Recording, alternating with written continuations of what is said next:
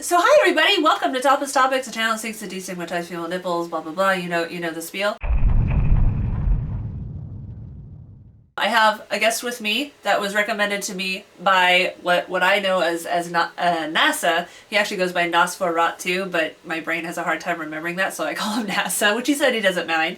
We just did a video, like 3 days ago that I already put up, and I think it was very informative and cool, and we talked about like gun rights and LGBTQ activism and stuff like that. And so I think it's a really good video. If you want to watch it, it's at toplesstopics.org/NASA, the organization. And then yesterday I announced very suddenly that I have 1 day of freedom until my 5-year-old is home for 2 weeks. So if anyone would like to do an interview, let's go ahead and do it. And so NASA threw this lovely person onto the sacrificial altar of representing topless equality. And as you notice, they are brave enough to also be topless like me, which is a nice change. So please go ahead and, for the second time, because it wasn't recording the first time, go ahead and introduce yourself, maybe a little bit of how you met NASA, and then also what your passions are, your projects, and what you want, how you define yourself. That was a really big question, but go ahead. Okay, so we'll break it down. So my name is Stormy. I go by Strmclwd in a lot of spaces. I have been friends with NASA for a long time. We met in some online spaces and just kind of hit it off. I am she, they, non-binary, and some of my passions include homeless rights, disability rights, decriminalizing sex work, things of that nature. Yeah, I was gonna say you wrote a lovely blurb if you just wanted to read that, but yeah, what else did I write? I write better than I talk, so I feel the same. I mean, especially when I'm trying to write like creative writing, if I try to come up with it and just say it, I'm just like tongue-tied. But if I write it, I'm freaking George R.R. Martin. Maybe not that bad, much good. But see, I just messed up right there. Yeah, and just feminism in general is a pretty big passion of mine. So getting to come on here and normalize female toplessness or female presenting toplessness is really aligned with my goals. So. Yeah, I mean, it works out really well. That's what's so funny about, especially topless equality. I did not have coffee today. Not necessarily full body nudity, which I also happen to support, but topless equality kind of depends on how you introduce the subject. But by and large, when I talk to people and, I'm like, hey, do you believe in equal rights? And they're like, of course. I'm like, do you believe in equal rights regarding censorship? And they're like, I guess so. Like, so then you think a woman should be able to go topless where a man does. 90% of the time, they're like, yeah, actually, yeah. Like, it's just, it's not that people are opposed to it, I think. It's mostly that people just don't even think about it. Because it's just so baked into our culture, which, as I was discussing with NASA in our video, it's an ownership thing. It's a women as property thing. Like, just anyway. So those are a lot of different, but probably in many ways related ways. I mean, the first one I can think of is how many, the stereotype of the woman down on her luck and selling her body is the only way she can make money, which I greatly disagree with. Sex work is work. It's a job like any other, and it should have the protections of jobs like any other. So how did you get into those different, get into like a hobby? How did you become passionate about those different things, and what kind of experiences have you had with them? Like, have you served on any advisory boards, or have you worked with an online organization, or have you been to marches or anything like that with each of those? No. So, basically I went from it's a stereotype for a reason. I went from a very not great living situation to being homeless. And whether you are homeless or houseless, you do face a lot of discrimination and a lot of trouble in general, be it from the legal system or from just the sheer survival mode of trying to find shelter and trying to find somewhere safe to sleep and somewhere safe to rest during the day. Those were my only two goals. And having a place to put your stuff without it getting Yes. stolen is a big thing too. Yes. So here in Portland, you know, it gets really cold in the winter. I mean, for me, I'm from California, so I'm so not compared to Nebraska, but every time it's winter, I can't help thinking like, God, it would really suck to be homeless right now, where you're, you know, living in a place with no insulation. You're, you know, if it snows, you're snowed in. And, you know, there are shelters around, but I know that it can be, first of all, logistically, can be a difficulty getting there. I know, not I know, but I have heard that a lot of homeless people don't like to go to them because either they have rules that they really disagree with, or sanitary conditions, or, you know, or like they won't let you keep your stuff, for instance, or stuff, you know, such like that, or even safety concerns. And so, you know, people, it's... to go into a segue, and we don't have to go into this because it's not something I broached with you before, but it's almost like anti-abortionists who are like, oh, just have the baby. And it's like, well, who's going to take care of the baby once it's born? Right. And it's just, you know, well, homeless people, why don't they just live in a shelter? There's a lot that goes into that. There's a lot. Yeah. So what kind of activism do you do as far as that goes? Do you... Like I said, is it an online community, or you're just outspoken about it when you get in conversations with people? I am very outspoken about it in general. I was living homeless on the streets for 2 years because I wasn't comfortable going to a shelter for especially many of the reasons that you stated. Yeah. Especially also, the extra danger you face based on how you look. So yeah, yeah. I am disabled, so that was also another concern. There's a lot to navigate when it comes to homelessness, and so I try to be active in online spaces. With my disability, it's very dynamic, and it's hard to, you know, make plans, especially with everything going on. It's hard to make plans to go to marches or anything along those lines. Homelessness. Well, now you got COVID too, so yeah, yeah. So. And I'm trying not to take very many risks as far as COVID is concerned. Yeah. Well, I mean, with the marches, you know, I went to a few at the start of Cittadini's regime, and they weren't too bad, but I always was also afraid of violence because, you know, especially here in Portland, there's the Proud Boys right next to us, Birth of the Proud Boys, and especially now with Kyle Rittenhouse's trial and everything, I'm just worried about one of these days we're going to have someone just open fire on a march, you know, and so, especially, like, I'm not going to take my kids to those. But I mean, I think that, you know, being an online activist is, it gets disparaged a lot, like, oh, Twitter activist. But, you know, there's so many issues that even I wasn't really aware of until I started seeing discourse about it online. And I mean, you have stuff like the racial violence, like that, you know, that judge that is on unpaid leave right now because someone in her, I'm assuming it was someone in her family, thought it would be hilarious to post that video where they were watching video of a home invader and someone in her household screams like, oh, you know, N-word or whatever. And so it's like, this is a Louisiana judge who is fine with talking about, you know, black people like that. Like, obviously she's not impartial.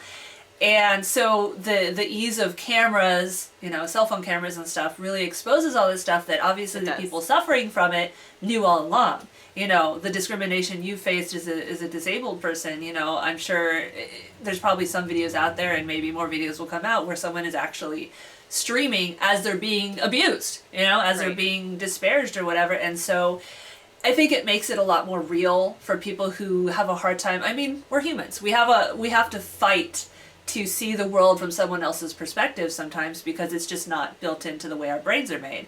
And so I think having video representation, having firsthand accounts, you know, or for instance, me too, just the overwhelming reports of this is what I went through. The guy from Sex and the City literally just got, he had a Peloton commercial he was in that they took down and everything, because right after he, you know, just recently they came out with a sequel. I don't know, I haven't seen it, but two women came out with these very detailed and corroborated stories of him literally raping them. And it's just, you know, people, it wasn't real until they started saying, like, yes, she said this back then, her boss confirmed it, blah, blah, blah. And you'll always have the doubters. But anyway, I wanted to throw out that, you know, again, people are like, oh, online activism, like, I think it has a definite purpose. I don't think it should be the only form of activism out there, and, you know, I have mad props for people like Shannon Watts, who does a lot of gun control advocacy and stuff, and I know we're going to have a future interview, me and NASA, because apparently we have different views, not opposing, but different views on gun control. But just want to say, if you know, anyone watching out there wants to advocate for something that you care about, but you're worried about being dismissed as just being like, you know, or like the dreaded white feminist or whatever, I think it's better to speak up than to just be complicit and let the abuse continue. So you advocate for homeless. So what kind of policies or ideas do you think we should look into as far as Housing homeless? first. Yeah. I personally have experience with housing first. Basically, the housing first model is that whether they're admitted to the program or whatever, the housing comes first. Not recovery, not mental health treatment, not, and that's recovering from either drug or alcohol abuse. None of that matters. What matters first is getting a roof over these people's heads so that we can get out of survival mode. And even then, it takes time. Yeah. My dad was raised in foster care, and to this day, you know, he's in his 80s. To this day, he still has this, like, almost feeling like he has to hoard food because he doesn't know when he's going to have it again because of his childhood of food insecurity. And, you know, talking about drugs and alcohol and mental illness and stuff like that, that's another dehumanizing thing that you see a lot in people's dismissive attitude towards homeless, where it's just like, you know, oh, crazy homeless people. It's like, well, wouldn't you have a hard time coping if, you know, you didn't have a place to sleep, you didn't know if you were going to have a meal for that day, you know, you haven't been able to have a shower for a long time. And then on top of that, some of us do have chemical inadequacies or whatever. Like, I take mood stabilizers because without them, I'm just so mad all the time. So mad and just like crying, and well, I'm not extreme, but I basically do take things too hard. And so if I were to not have that chemical imbalance assistance and, as you said, survival mode, it's a fatal combination. So, and then again with, you know, alcohol and stuff like that, like that's an attempt to self-medicate because this country doesn't value healthcare. It certainly doesn't value mental health care. And, you know, if you can't afford a room at a hotel, let alone a psychiatrist and, you know, medication or whatever, like, what else are you going to do? So, anyway. I mean, $20 may or may not get the psych med that this person is supposed to be on, or the multiple psych meds that a person is supposed to be on. Yeah. But I bet it can get you something to deal with the response that you're dealing with if you are out on the streets. And it is something that I hear a lot is, don't give money to this person because they'll spend it on drugs or alcohol. It does not matter. When most people in that situation find some method of self-medicating. Yes. I mean, again, you know, it's funny how we really rely on our base instincts for so much. We like to tell ourselves that we're these evolved creatures and blah, blah, blah. But, you know, the biggest thing is the us versus them tribalism, where it's like, you know, oh, homeless people, they're their own problem. And the thing that, you know, especially with the pandemic should really drive home is it's not a hard switch like you are homeless or you'll never be homeless. Like, anyone can go homeless at any point. And, you know, same thing with medical care. Like, my husband suddenly got laid off in July, and he found another job a month later, or not even a month, like 2 weeks later, but only like 2 days ago did they finally hire him as a full-time employee. So we had to rely on Medicaid for that whole time. And I had a scare with my 3-year-old, and I was like calling around trying to find an urgent care, and like none of them took Medicaid. And so it was just, again, you know, it's just crazy that we like to tell, I don't know, sorry, I'm like rambling. I was just gonna say, I get so mad when people have this myth of American exceptionalism when we really, it's a facade. We do not take care of our citizens at all. It is. So as far as housing first, what kind of housing model do you support? Like, sort of the halfway house where it's almost like a not sorority, but people share the Right. house until they can find something more stable? Do you like the like villaged cubicle ones, or what kind of model would you support? I think that they all serve a different purpose. Um, I think that there should be halfway housing for those who want to get into treatment, who want to get immediately into treatment. And a halfway house is a more immersive environment for that. A housing in apartments is always good, where the beneficiary gets their, that's what I am on. I'm on a voucher that allows me to have my own apartment. And then all of the Section 8 options. So Yeah. being able to get into either a house or an apartment, treatment facilities, they're all there for a reason, and most of them need more funding. But it's different strokes for different folks. Yeah. One thing that I read about now and then and I think is fascinating are these little cubicles that they'll put in like a, not even cubicle, but like almost like a self-contained, almost like a trailer but not on wheels, put on the ground or whatever. And there's some that I read about that sound really nice, where like it has a bed, it has its own little mini kitchen and bathroom, and then there's like a communal area where people could go out and socialize and eat and everything. And some of them were actually being 3D printed. That was another one that I was reading about that was really fascinating to me. And I think for a lot of people the dream is to own their own house and live just with the chosen people or whatever. And if we can assist people to get to that stage, it's a good end goal. I actually personally not I wouldn't want to be forced into it, but I've always wondered what it would be like to live in more of a community kind of thing like that, because that part sounds really nice. I mean, having like a communal area where you can have dinner with your neighbors and stuff without it being weird. So that part I don't think necessarily is bad. But again, everyone has different privacy concerns, and I can understand, especially if you came from a place of violence, why you might not want to be living so close to people. So, what sorry, neighbor's dog. What kind of things did you find helpful in your situation, and kind of, get out of homelessness with the understanding that can happen at any time to anyone? So first, most people are one paycheck away from homelessness, and then there is, or medical emergency. Yes, or one medical emergency, or and it doesn't even have to be health related. It could be an accident. An accident can happen at any time, and now suddenly you're under a whole bunch of debt and everything goes topsy-turvy. And then there is an unseen population of people who are homeless, who are couch surfing or living in their cars or bouncing from family member to family member. I think obviously besides more funding, we need more awareness of the resources that are available. That one was really hard to access. Yeah. People get so used to just being able to Google something, but if you don't have access to a smart device, what are you going to do? Look it up in a phone book? Like, so. And surprisingly, most people do have access to smart devices.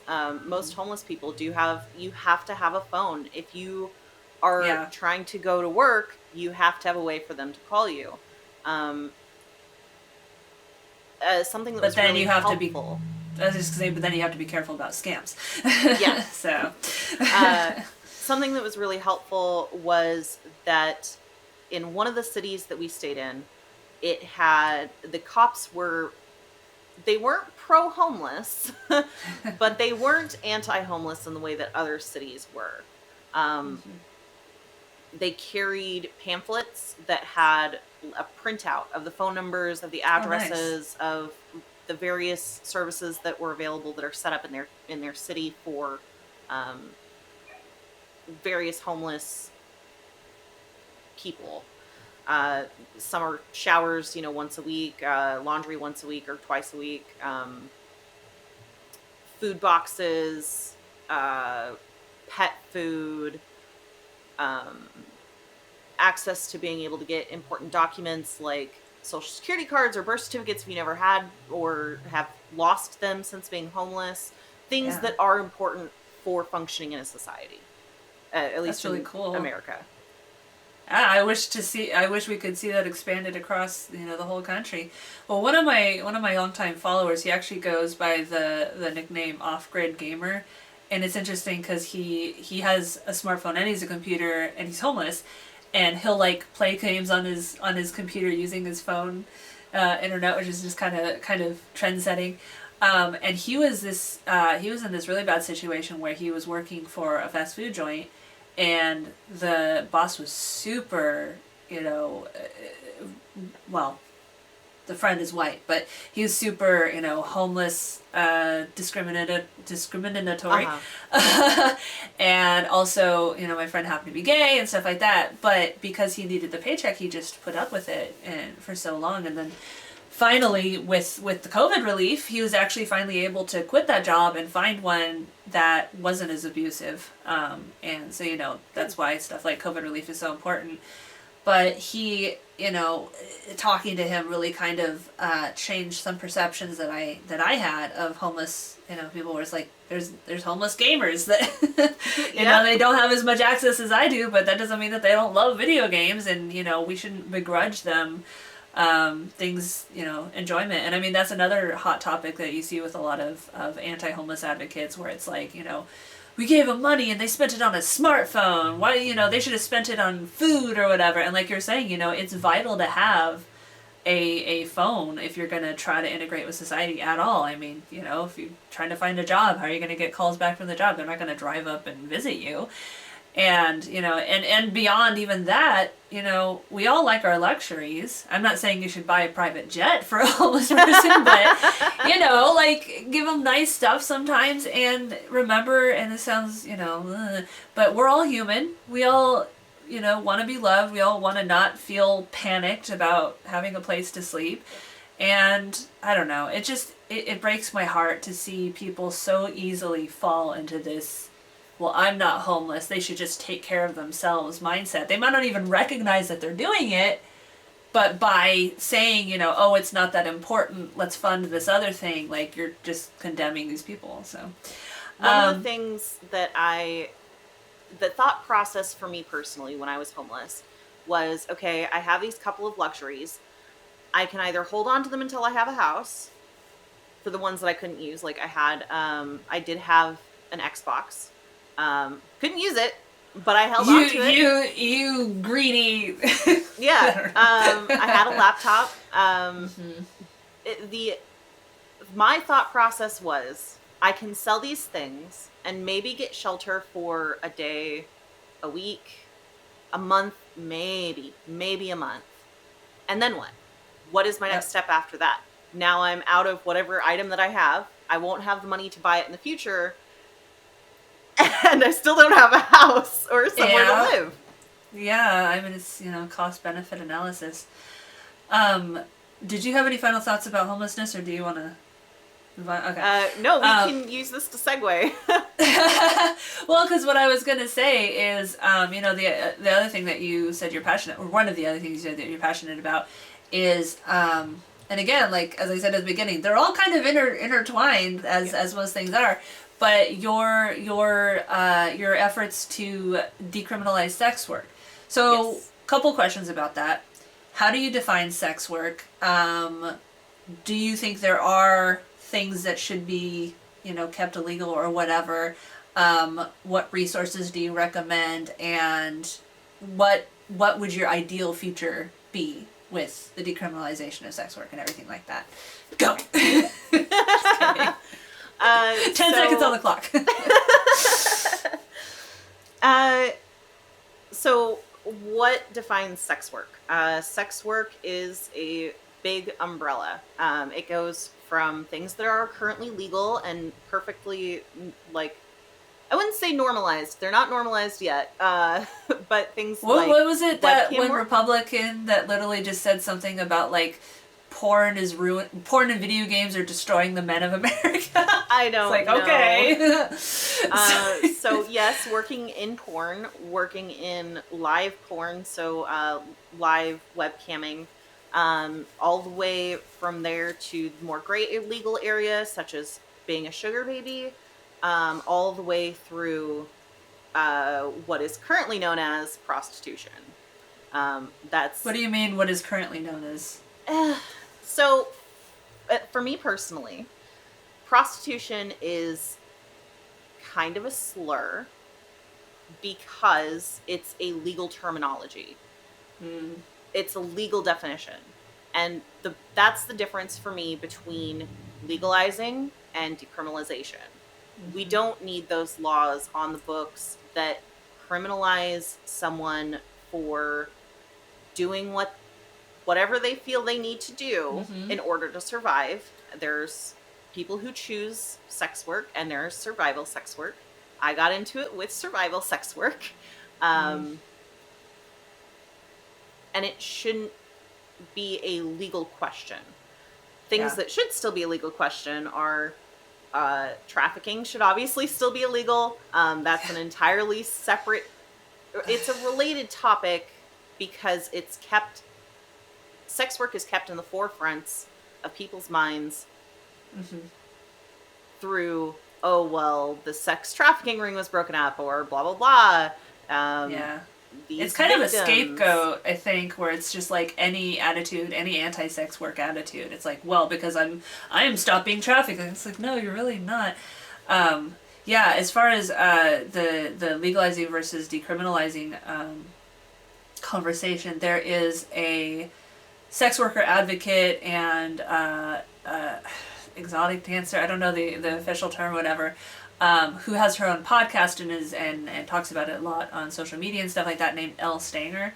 And I've talked about her a few times before. I wouldn't say I know her, but I've talked to her originally through the Slut Walk protest. The first one I went to, I think, is 2017, and then I went the year after. And then the year after that, they actually made it a show on a stage because they were getting harassed so much doing it as a protest. But yeah, she's amazing. She does really good work on that. And she kind of said basically the same thing that you did as far as, legalizing sex work still makes it sort of it's almost like you're talking about it like it's a drug. Like you have to like give specific amounts and, if they make this much money, they must file this tax paperwork or whatever. And so I didn't even think about it. I think I might have actually like commented and then she replied, and that's how I learned about it. I don't remember exactly, but that is another thing that us not talking about sex work and just like throwing it in this big old category is something that's not going to occur to a lot of people. So I appreciate you bringing that up. Yeah, my biggest concern with legalizing it versus decriminalizing sex work is that there will always be someone who gets into the industry because they cannot afford whatever. It is a low barrier to entry job. You don't have to interview, you don't have to apply. None of those things are necessary in order to get into the industry. And by legalizing it, we would be setting up a framework such as Las Vegas, where there's all of these tests that maybe somebody can't afford, or a license, or they have to be sponsored by a brothel, or criminal background checks that they may not be able to pass. It's adding barriers to entry to a career that is already, it can be emotionally hard to enter, especially if you're entering it for survival. Let's not add criminalization through legalization on top of that. Yeah, no, that's a really, really good point. Because, that's the thing about legislation is, duplicitous people, bad faith actors, they'll pretend that it's a legal thing, but they'll use it as an excuse to put some truly terrible policies in place and enforce their worldview. case in point, so-called voter fraud. They are passing insane laws because it's voter fraud, and then somehow those laws only seem to really affect poor people of color. Isn't that interesting? So yeah, for sure, you know, if they focus on legalizing sex work instead of decriminalizing, then it's just opening the doors on that kind of underhanded methods of control. So however much you want to talk about it, at what point did you, I don't want to like make it in specific questions because I don't want to like make you uncomfortable, but basically as much as you feel like talking about what is your personal experience with sex work, and you know, do you look at it the same way now that you did before, or anything like that you feel like sharing? Loaded question, I know. It's a hard question. Take your time. Take your time. I can just edit out the dead air, so it's fine. Here, I'll eat some chips while you think about your answer. I'm really hungry. I forgot to eat breakfast, and then as I'm walking up here with my stuff. It's okay. I'm just like looking at your background like it's a psychedelic image right now. So.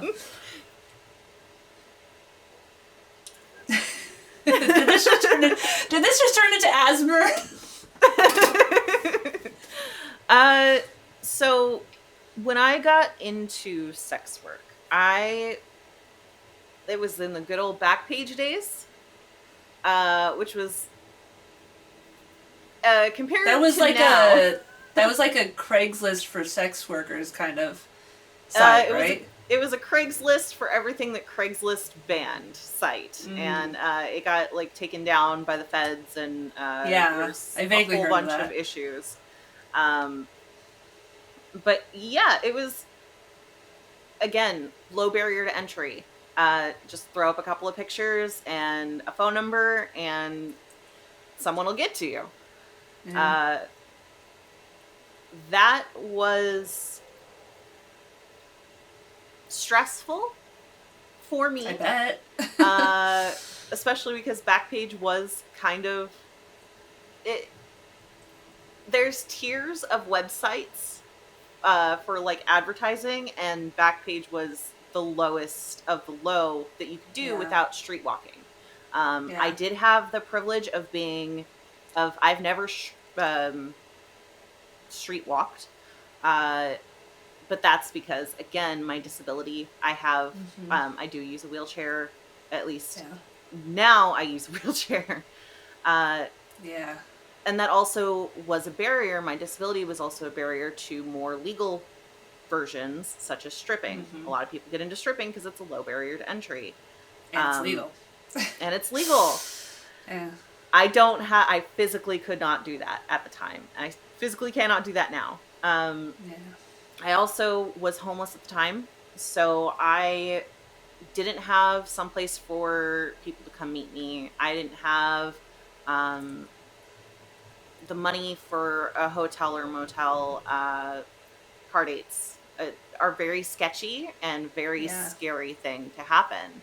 Because you're getting. I was gonna say everything you're describing is just terrifying to me, because I'm just thinking all the things that could have gone wrong. And I mean, this is why, you know, there's such a high murder rate among sex workers, is because there's no protection.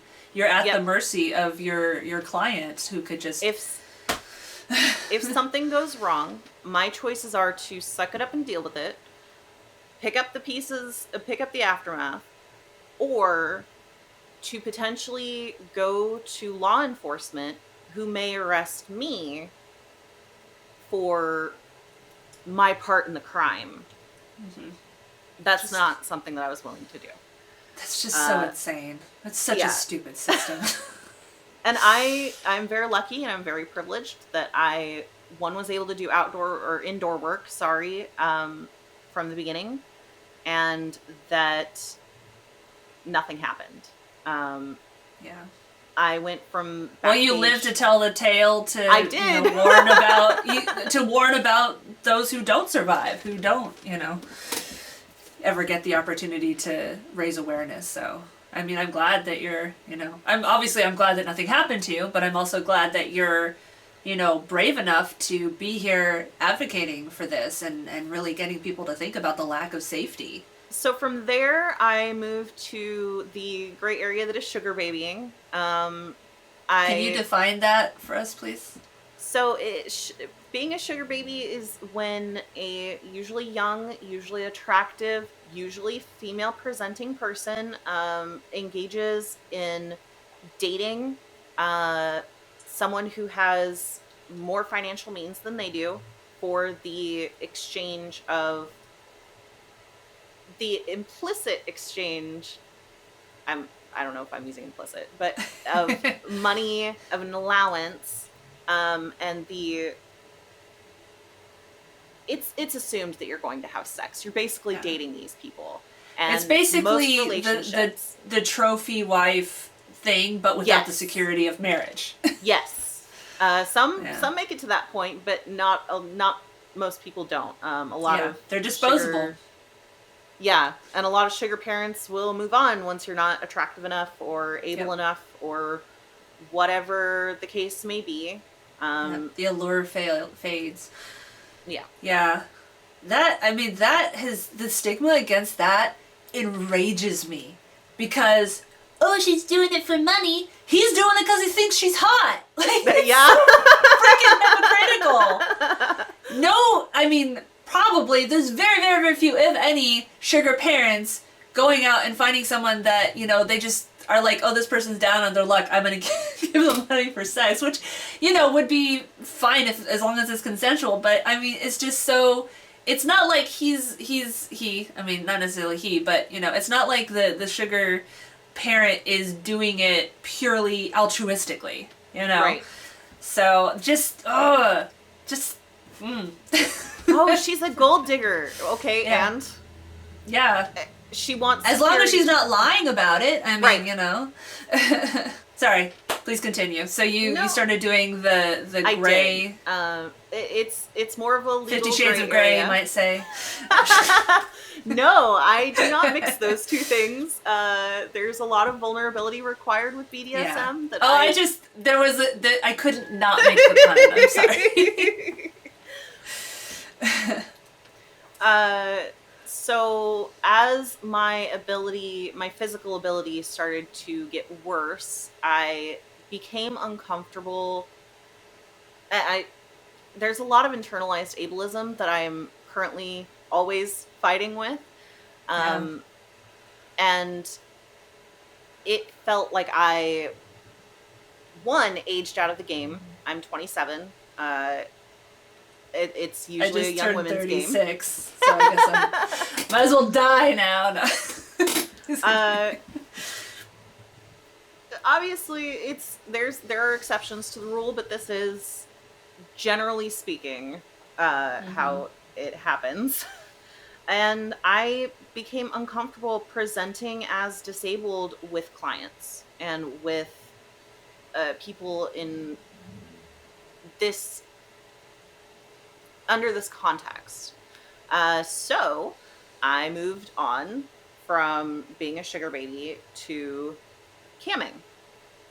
And camming is its own dragon. But it allowed me to be able to pretend I'm presenting as able-bodied. I don't have to have my chair on camera. If I'm just in my own space, camera to camera, I am safe.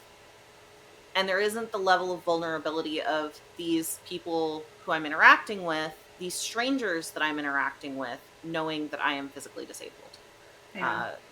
You just made me think of another reason that, which we'll get into, but the social media stigma and blocking of even having the word OnlyFans in your bio or whatever is actually pushing sex workers into danger. You're actually pushing them back to where they're physically, in danger.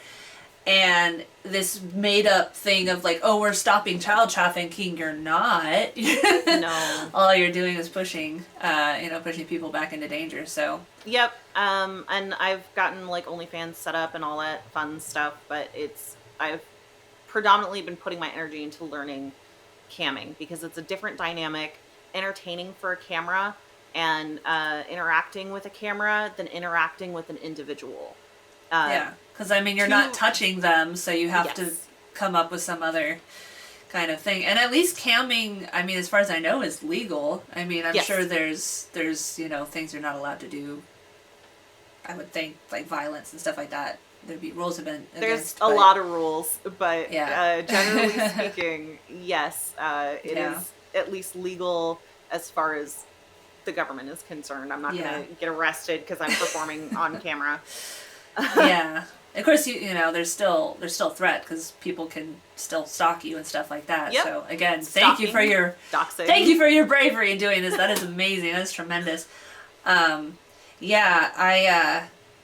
it, I had a really profound point. I was going to say it and I forgot. Anyway, so talking about, aging out, one of the interviews I did that I'm still, I don't know if proud is the right word, but I think is a really good video is I interviewed this porn star and exotic dancer, Eden Blair, who really talked about a lot of misconceptions about sex work and everything like that. And she was talking about how when she was younger, she, would do, like, she looked like a teen even when she was like 22 or whatever.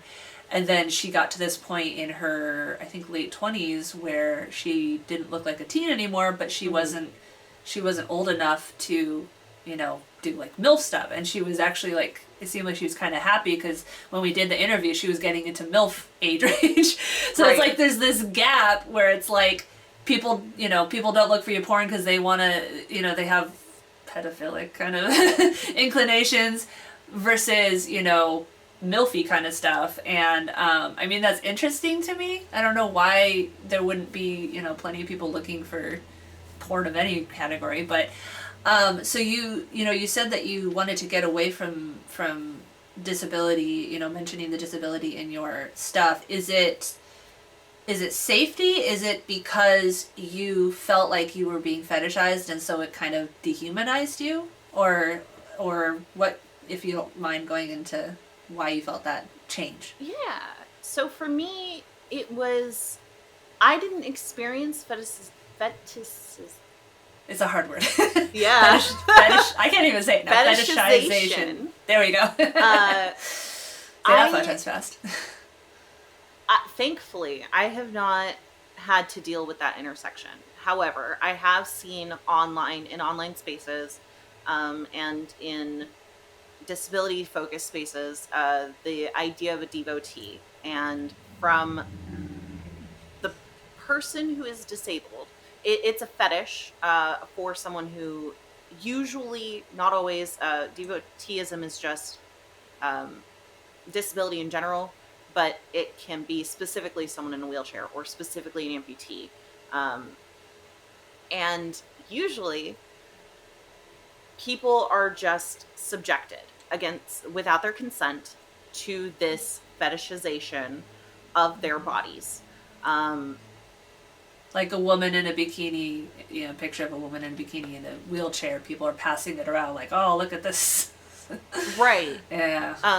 Or videos being taken in public spaces that are, again, against their consent. And that was something that I wanted to, when I was ready to get this chair, it was something that I was interested in catering to, because, I'd already been in sex work, I'd already been in fetish spaces. This was not. Sorry, my neighbor's dog just never shuts up. I'm listening.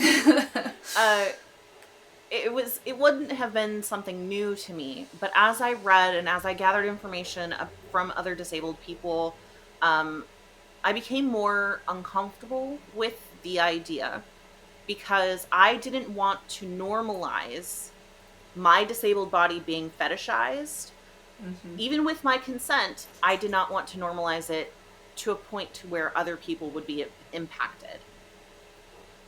That's really, empathetic of you. So, and then, I mean, here you are affecting your bottom line, but you're doing it with, being mindful of how, like you said, your normalization of fetishizing disabled people could have very harmful impact on people who don't want that to happen. And if I can, I mean, not to, I'm not trying to say that I'm like on the same footing as a disabled person as far as this goes, but that's why I'm trying to normalize female nipples, is because we're fetishized no matter what we do. Yeah. And I mean, like literally this video, I can't put this video up basically anywhere except for porn sites, because we're told we're sexual, we have our shits off, therefore we're literally having sex right now. So I can understand, that concern, but, and that one is sort of the opposite, where it's like taboo to fetishize disabled people unless you're in that, fetish area. So, you're preventing it from turning into non-consensual fetishization, where I'm saying this is already fetishized, so let's maybe de-fetishize just female nipples purely just existing. At least give us the same rights as men. That's all I ask. I like those same rights as, male nipples. So that, that's really interesting, that kind of evolution towards that. And, I'm really happy that you've found a place, camming, where you can be mindful of that. You're still finding work, but you're not having to have that moral quandary that you're grappling with every time. So that's really neat. This is I don't know if you really want to go into this, but I wanted to know if you have personally known or heard of any specific kind of dangers or, sad tales or, even just stories that you heard on the news that affected you of sex workers coming to violence. Because I think that that's something that a lot of people who just aren't seeking out stuff about sex work aren't really conscious of, like, except as like a dim idea, like, oh yeah, she might get murdered. So I don't know if there was any situations or stories that, really resonated with you in a, I guess, negative way. Well, that was part of the reason why I am unwilling to be vulnerable in that way with in-person clients. Having a physical disability, I'm already and then I'm in a dangerous career on top of that. Mm-hmm. That was a risk that I was trying to mitigate, that I have been trying to mitigate by keeping, even on camera, my disability separate from my performing persona. It allows me, it may just be all in my head, but it allows me a level of safety and anonymity because I'm presenting as able-bodied. There have been stories of women who have been murdered by, I can't remember statistics right now, but by potential clients. And there's any time that I am enmeshed in sex worker space, it is a near weekly occurrence of someone being hurt, being raped, being murdered. Trans women, especially trans women of color, especially, are at risk for these things because, hey, hate crimes happen. Yeah, I was gonna say there's a lot of hate crimes coming from every angle. Yeah. Oh man, I know. And then, it's just terrifying thinking about it. So the way that society rejects their label as victims. Yeah. Oh, they deserved it. They chose to be a sex worker. Yes. Yeah. And well, again, people dehumanize. So yes, and it becomes this dichotomy of either, okay, someone's in sex work who is a victim, who is trafficked. Okay, well, we can forgive their crimes then, or we can forgive. She chose sex work, therefore she deserved to. Yeah, and there's this really weird line of being cognizant and being vocal about the risks, and also being aware that, hey, most people are normal. Most people that I see are just normal people going about their lives.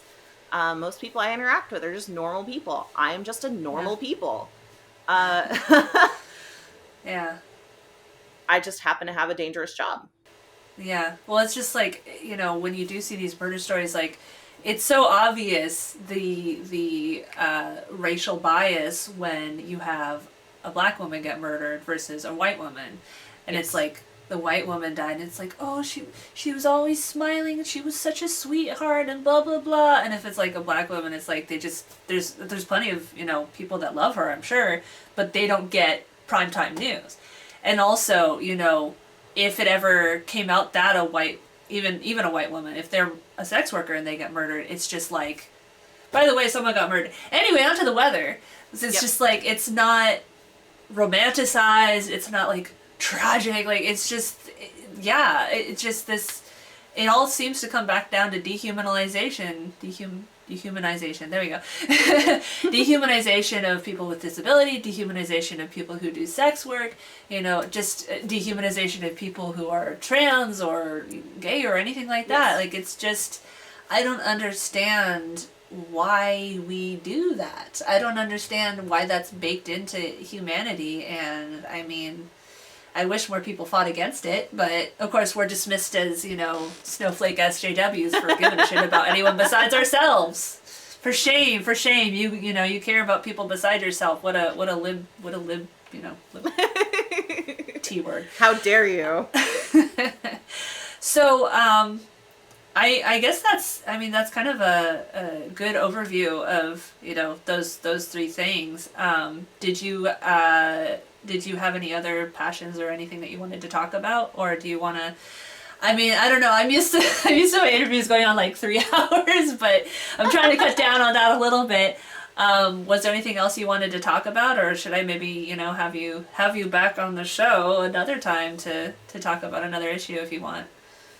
I think the main thing that I want to address, just because I have the time, is that. Oh, I didn't even ask you about the Topless thing. Sorry, I totally forgot. Sorry, go ahead. I just want to remind people that COVID isn't over. It's really not, and people. I'm an extrovert, or at least an ambivert, and I have made a couple of choices I'm not proud of about going out since the beginning of the pandemic. Yeah. Well, there was a little while there where we thought we were doing okay, and and then everything got bad again. And people are like, oh, well, it's not really a risk if you're vaccinated. There are people who, even if they are vaccinated, cannot make the antibodies necessary to make COVID okay. And even if you get the vaccine, even if you can still end up with post-viral illness, and that alone has caused an effect of disabling a portion of the population who has gotten COVID, and they're calling it long haulers and long COVID. Yeah. I actually, so my followers know this, but I had COVID way back in February 2020, and for the whole year after that, I would just have these random things happen off and on for like months at a time. For a couple months there, my heart would just start racing and hammering. For a long time, the way I described it, because I went to urgent care like 3 times and they just kept dismissing me and sending me home, was it felt like I was breathing in, but I wasn't processing the oxygen. It was just coming in and going out. And, over the course of the year, doctors finally started to take this long COVID thing seriously, bit by bit. Some doctors, I'm sure there's plenty out there that are still saying it's all, a hoax to make Trump look bad. And yeah, like long COVID is serious. And like literally just 2 days ago, I was waiting at the bus stop with to greet my 5-year-old coming off the kindergarten, and my neighbor was there waiting for his kid. Or maybe we're dropping the kids off. Anyway, and I was talking about getting vaccinated. There's a bug in my face. I was talking about, Omicron and stuff like that, and he was like, well, only 100 kids have died. I was like, actually, it's closer to 500, and that's to say nothing of all the kids, the 1 in 3 kids that have reports of long COVID. And, even to this day, I have a headache that never really goes away, and it's been 2 years since I had COVID.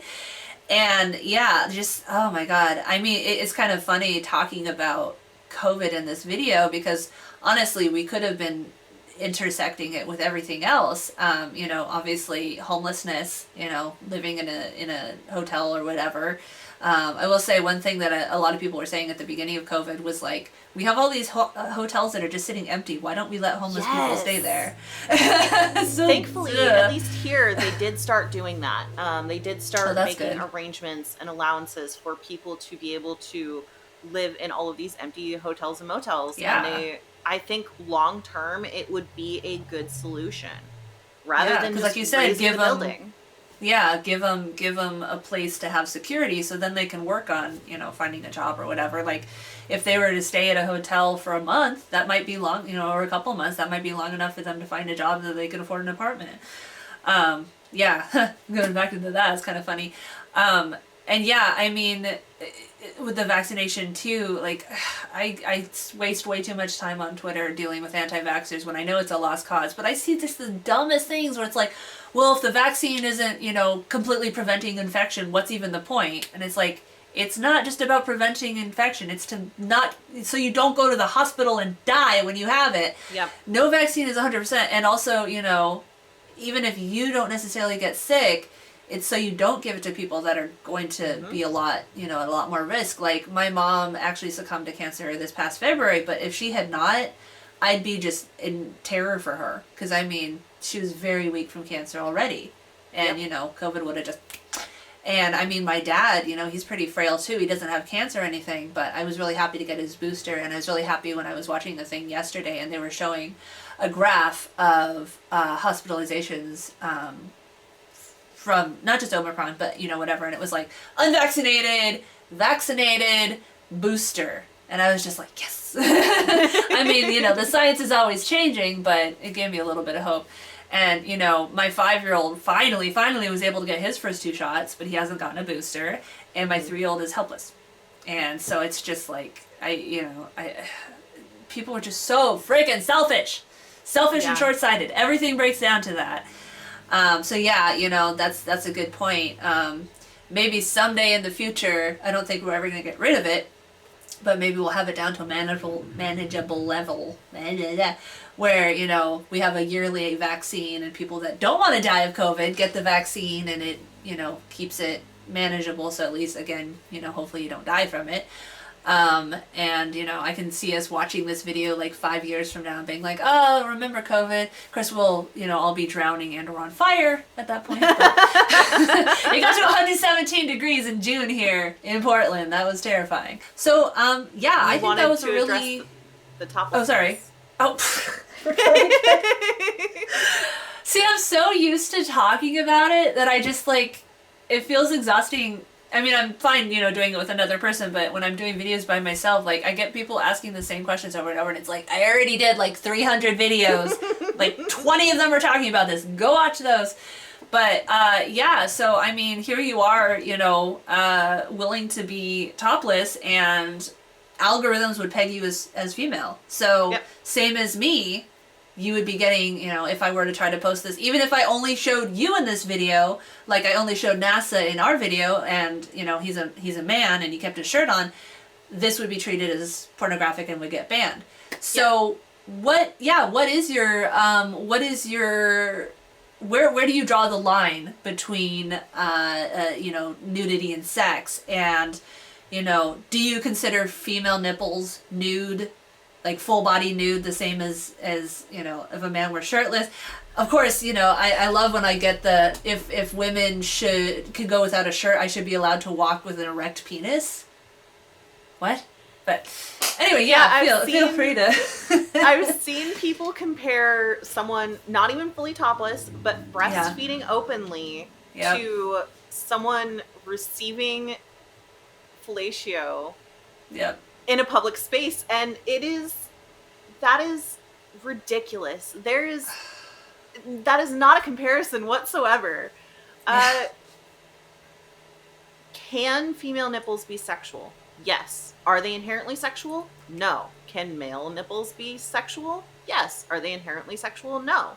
Nudity in general, can it be sexual? Absolutely, in the correct context. And if I'm, you know, baking or doing chores or whatever, topless or nude, how is that sexual? I'm not performing sex acts. I'm not pretending to. I'm just doing my everyday tasks. I just happen to... It's hot here, so it's too hot to be worried about clothes. Yeah. Well, we were talking about fetishization earlier.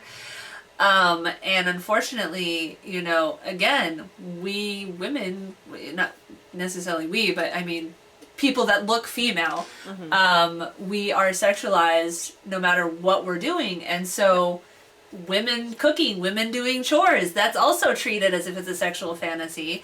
And the problem with that guiding our legislator and our social media rules is people can sexualize whatever they want.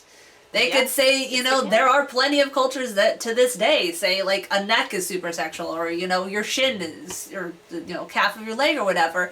So it, as you were saying with like legalization versus decriminalizing sex work, making it this whole, not even just legal, but, societal rules about what female presenting people are allowed to do or not do, and when it's, said that it's sexual, is hypocritical. It's sexist. It's transphobic. It's saying that people who look female don't deserve autonomy as far as deciding when we are actually being sexual or not. And it just blows my mind. Like, YouTube really pisses me off. Facebook pisses me off. But, with YouTube, I have made videos for YouTube since the beginning, and I've watched it get more and more, anti-women, anti-trans, everything like that. Meanwhile, making, freaking alt-right Nazi anti-vaxxers into millionaires. And you'll have these videos from like a music video or something where this woman's wearing a tiny little bathing suit or nipple tassels, and she's like, and that's allowed on. But me sitting here, not touching, not doing anything, just talking is banned as sexual. And it's just like, how can you possibly look at this music video and be like, well, it's sexualized, but it's not too sexual, so we'll allow it. We'll put it on the front page. But here's this woman sitting there without a shirt. This is hardcore porn. We can't possibly allow. Sorry, did you have any more thoughts on that? No, I absolutely agree. And like you said, anybody can find anything sexual, and as I've been doing research and diving into the cam world, I've found that there are people who do non-sexual shows. And I'm just like, mukbang, literally just videos of people eating, and it's huge. Like, but because my body is unclothed, it is somehow sexual, and I don't understand that. I don't understand that. I don't understand how as you said, a music video with tassels or the teeniest, tiniest bikini with, I love WAP. I love the female empowerment of it, and I love women being, allowed to talk about how they enjoy sex. It's just so freaking hypocritical. So that was really fun. I hope that you didn't mind my abrasive humor too much. And again, I applaud you. I thank you both for your honestly braveness in presenting, as what I said, algorithms would peg as female and therefore tell you that you're hardcore porn, literally the same as an erect penis or someone receiving the fellatio, apparently. And also being outspoken about these issues that are very important that people, need to be thinking about, need to be pushing better legislation for, need to be rewiring their culturally instilled opinions, like, prostitutes are, it's okay if they get murdered, they deserved it, or homeless people should just stop being homeless. Or like, we didn't even really get into people saying like, faking a disability so you get a parking spot and like all this. Yeah. So, if we want to come back to that topic on another time, I'm absolutely happy to rant and rave about that. Oh yeah, I will definitely give you the platform. I really I thank you, and I will in the description, because what I do is I put the video up and then I embed it to a page on my website so I can include like links and everything like that. You know, any I don't know if you even want to link it to your cam work because I don't want to like get you safety wise. That's what I figured. But you know, any kind of organizations or thing and you know such that you think people should check out, I'll go ahead and do that. And yeah, I keep saying thank you, but thank you. Thank you. I had fun. I'm glad. And oh, and everyone should go watch the NASA video too. So Yes. And all the other videos. No, there's hundreds of videos. At least watch the NASA. All right, I'm gonna stop recording now. Thank you so much. Thank you. Happy holidays and all that. Happy holidays. Bye. Don't get sick. Bye. I will do my best.